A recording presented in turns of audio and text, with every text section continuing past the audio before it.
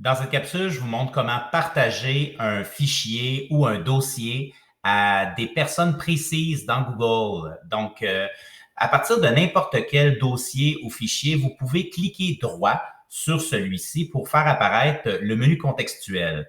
Vous allez toujours retrouver le bouton Partager qui va être disponible autant dans le menu contextuel, on peut le retrouver aussi en haut, on va le retrouver aussi dans les documents Google directement qui va être en bleu en haut à droite la majorité du temps. Donc, c'est toujours quand on clique là-dessus, la même fenêtre de partage qui apparaît. Alors, nous, dans cette capsule-là, on va regarder pour le partage avec des personnes précises. Alors, présentement, c'est moi le propriétaire, par exemple, de ce fichier-là ou ce dossier-là et je vais partager ça à ma collègue Alexandra. Alors, sans plus tarder, je commence à écrire son courriel et tout de suite, son avatar, tout ça apparaît parce que j'ai déjà partagé quelque chose avec elle et son nom apparaît. Je pourrais entrer le courriel de d'autres personnes et à ce moment-là, toutes ces personnes-là, je prépare un envoi pour dire, ben, vous avez maintenant accès.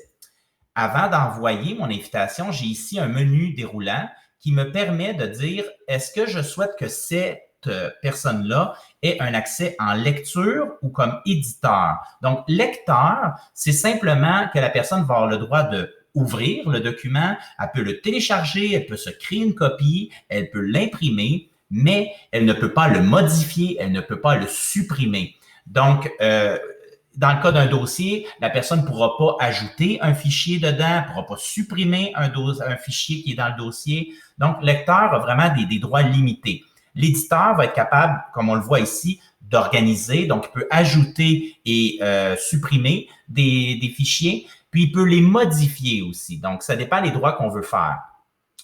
Ensuite, Google nous offre de notifier les contacts. Donc, automatiquement, quand je vais cliquer sur le bouton « Envoyer », ça va envoyer une invitation à cette personne-là ou à la liste de personnes, selon le cas. Et je peux ajouter même « Bonjour, voici le dossier partagé pour notre projet », exemple. Et donc, ce message personnel-là va être intégré dans le courriel que Google va envoyer automatiquement. Donc, quand je vais faire « Envoyer », le dossier exemple que j'ai choisi là, dans mon Google Disc va être partagé automatiquement en édition à Alexandra Coutelet. Donc, voilà, on procède de cette façon-là pour partager un dossier ou un fichier à une ou des personnes en particulier.